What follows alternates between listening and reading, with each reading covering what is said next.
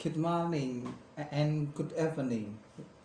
So, before we could even speak, society handed us a life script with a color code and pink for some us and blue for the others.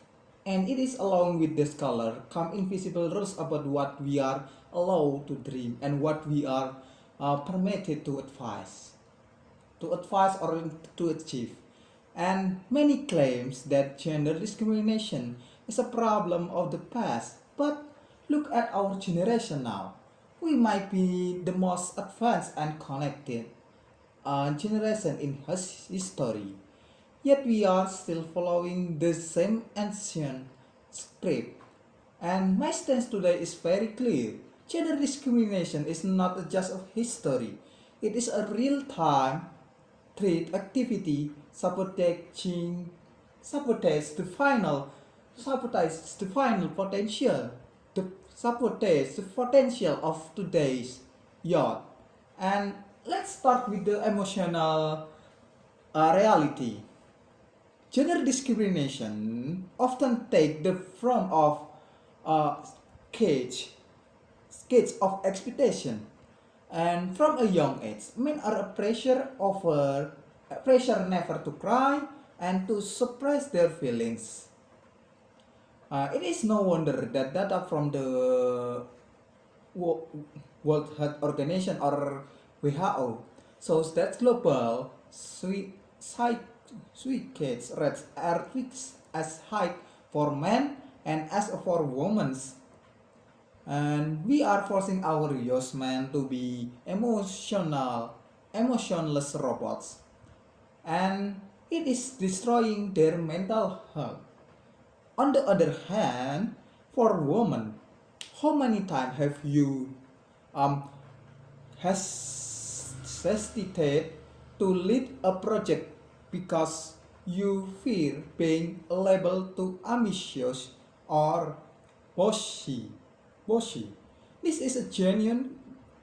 This is genuine crisis. This is a genuine crisis. If empathy is not enough, let's start logic and valid data.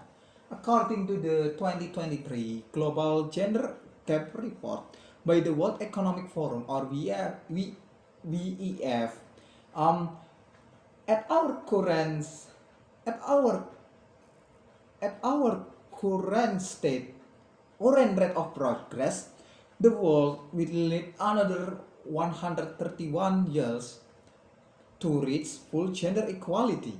And this means even our grandchildren might not experience an equal world. So, from an economic and innovation standpoint, this is completely illogical and illogical.